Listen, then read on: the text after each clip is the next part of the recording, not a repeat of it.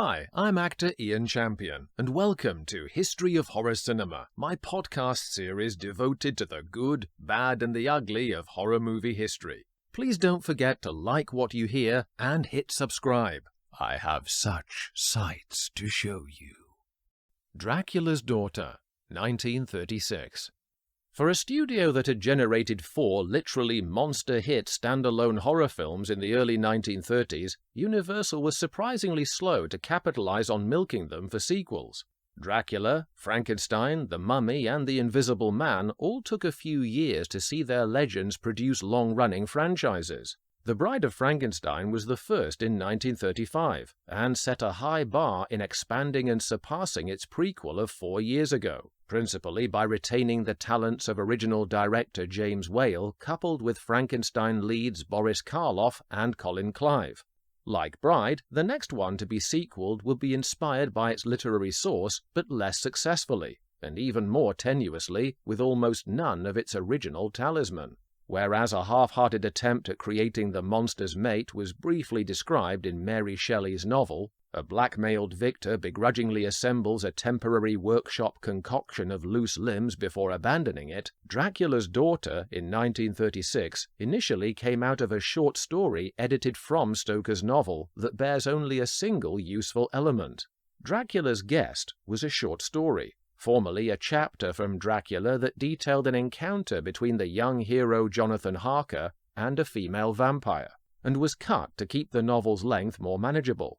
In 1933, sensing that Universal were profiting from a virtual horror monopoly, David O. Selznick over at MGM bought this minor card not already in their hand from Stoker's widow Florence. His studio used the story as a springboard to develop a movie for a female Dracula, even though at this stage there was no suggestion of any familial link between the tale's female protagonist and Stoker's infamous Count. MGM were warned by their expert legal team that any mention of Dracula in a proposed movie of theirs risked great litigious cost in treading on a rival's exclusively copyrighted name, even though Universal's ownership was of the novel and not its offspring. Despite hiding the project under the cloak of the codename Tarantula, the contract made with Florence Stoker clearly stated the proposed cash-in name of Dracula's Daughter, as well as being a possible blueprint for a strategic endgame. In The Monster Show, David J. Scal speculates that the wily producer added another clause, I quote, concerning Selznick's discretion to resell the rights. In retrospect, one must wonder whether this was the point all along.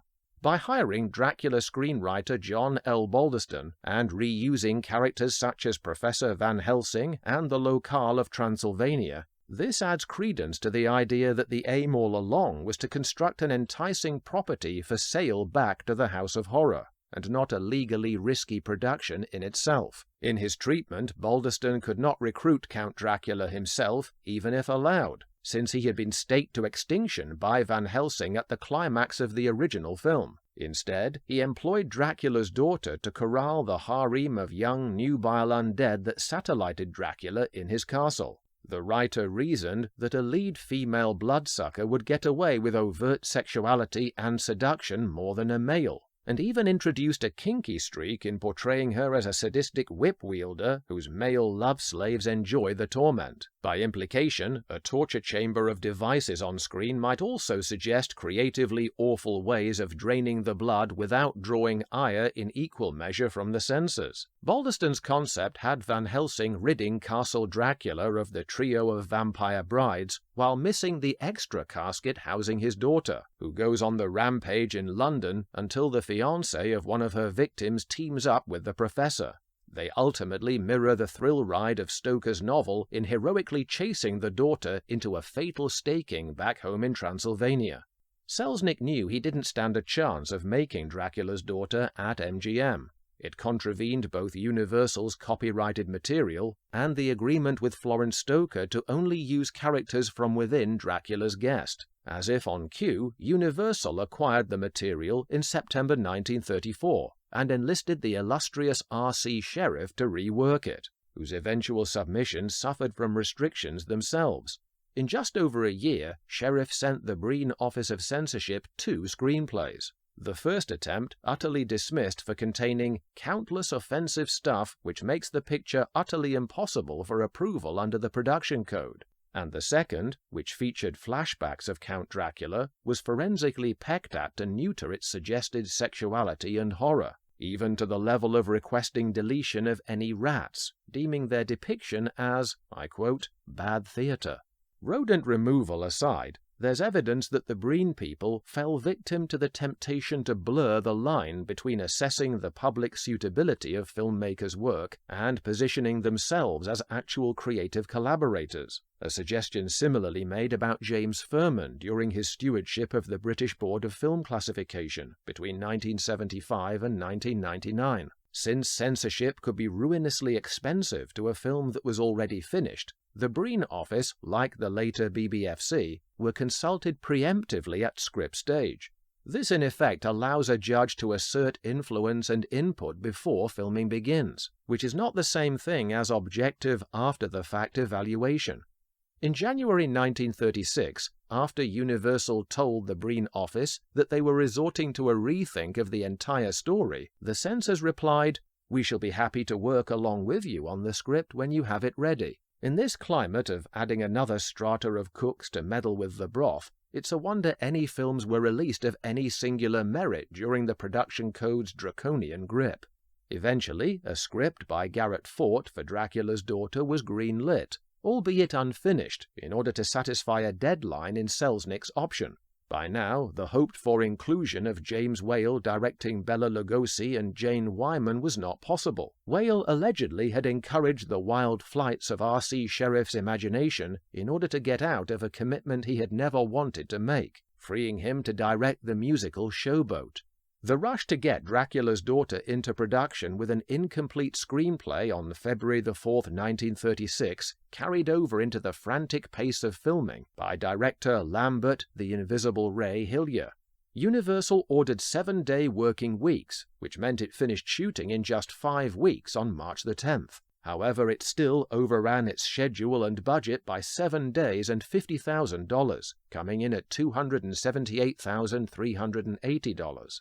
The resulting film of Dracula's Daughter is centered purely around the daughter, with no mention of her notorious father. This was to be the aristocratic Countess Maria Zaleska, played by the haunted nobility and large striking eyes of Gloria Holden, an English-born, half-German actress whose memorable portrayal would linger far more potently than the surrounding movie to be a direct influence on Anne Rice's vampire novels. We have to wait a little while, though, for her grand entrance. First, there is the little matter of setting the scene. The plot immediately follows the ending of Dracula, placing us at Carfax Abbey, where the Count, a dummy in no way resembling Bela Lugosi, lies coffin-bound and staked by Professor Van Helsing. This is at least a welcome return for Edward Van Sloan in the role, something of a lucky charm as a lead player in all 3 of Universal's first 3 creature franchises. He has understandable difficulty explaining to the doltish Whitby bobbies the reason why he's just impaled a perfectly decent-looking gentleman in a coffin, as well as the off-camera insect-digesting Renfield. There's a nice whiff of black comedy amongst the tombs. Hillier reminds us a little of the signature blue-collar humor of the missed maestro James Whale. How long's he been dead? About 500 years. Van Helsing is sent to Scotland Yard's Commissioner Basil Humphrey, or should that be Harumphry, played by Gilbert Emery, with the requisite skepticism in the face of the Professor's mad talk of blood-sucking vampires in modern-day England. Van Helsing soon realizes his only credible legal defense must be undertaken by his psychiatrist protege, Dr. Geoffrey Garth. Before we meet this hero, his enchanting titular nemesis appears to kidnap Dracula's body.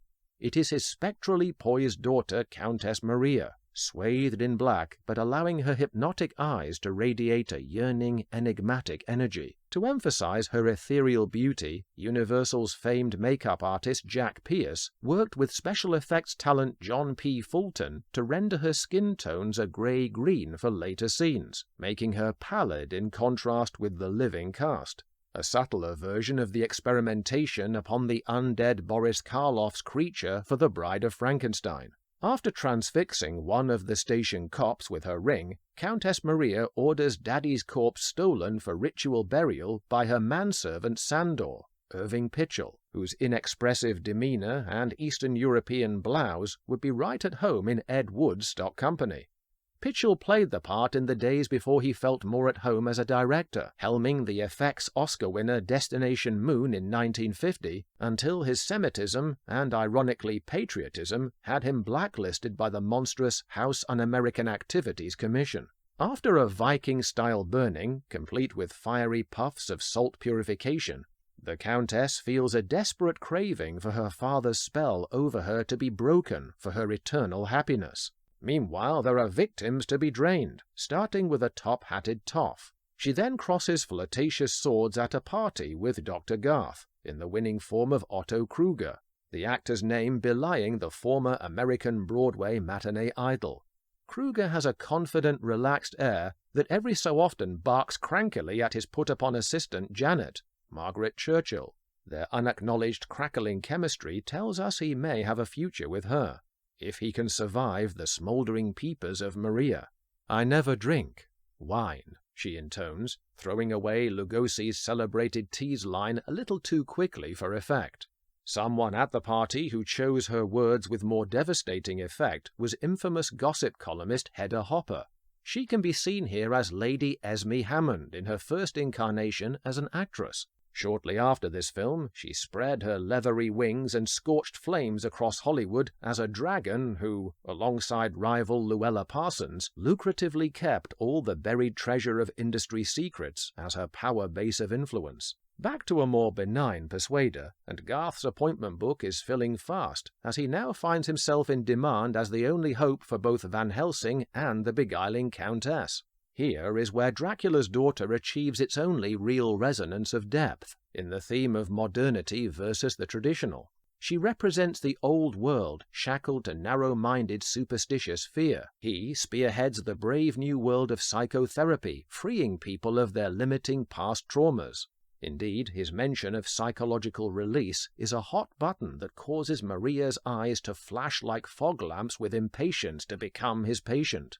Garth blithely recommends forcing her to face her fears dead-on, known as flooding. "Meet it," he says. "Fight it. Score the first victory." Freud would have loved her as a suitable case for treatment. Garth is not too busy giving Maria free therapy to notice the lack of mirrors in her Chelsea apartment. Such is her equal confidence to his that she amuses him by tossing out that she is a vampire. Her next victim is not so fortunate. A pretty young near-suicidal blonde, Nan Gray, is brought home by Sandor to serve as a sitting subject for the Countess's art, and finds herself a sitting duck, exsanguinated into a near coma of off-screen lesbian advances. Under hypnosis, she reveals to Van Helsing and Garth that her benefactor is Dracula's daughter, who has now absconded with Janet to ensnare Garth as her immortal beloved. This prompts the shrink to hightail it alone to Transylvania to save her. Cue Tyrolean-style knickerbockers and wax moustaches on the Universal backlot as the locals scatter with fear at the sight of lights on up at Castle Dracula. Garth arrives at the castle, pursued with miraculous transatlantic speed by Van Helsing and Humphrey. Here we are treated to a brief, fair approximation of the original film's expansive staircase and gigantic spider's web. The architecture is overshadowed, though, by the grim jealousy of Sandor.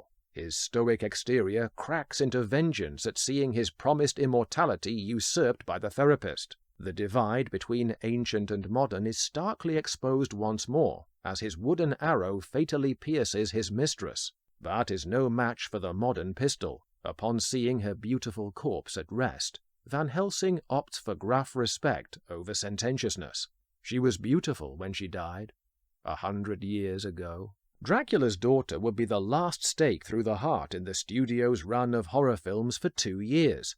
until the unexpected double bill revival of Dracula and Frankenstein in 1938 at a New York cinema revitalized interest in Universal reactivating its iconic creatures for a second cycle. The studio blamed the gap as a crisis of investment confidence caused by the British censors banning horror films and their subsequent revenue. In truth, Carl Laemmle Jr. had struggled to keep Universal afloat after the Depression, despite its box office hits.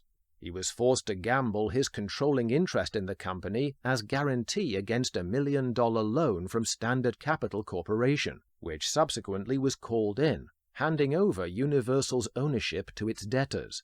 Sadly, the new executives in charge, J. Cheever Cowden and Charles Rogers, were solely creators of money with no feeling or pride for the arts.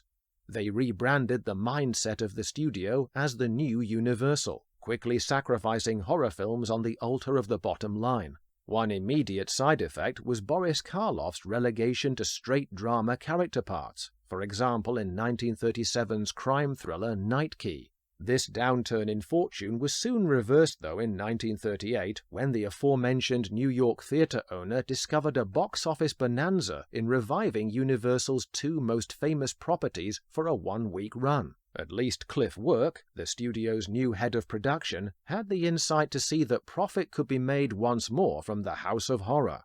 He instigated Son of Frankenstein later that year and kick-started what became the second cycle of Universal monster movies, a gold rush of sequels featuring all of their back catalogue of famous figureheads. For a while, bust would again turn to boom. Horror was back in business.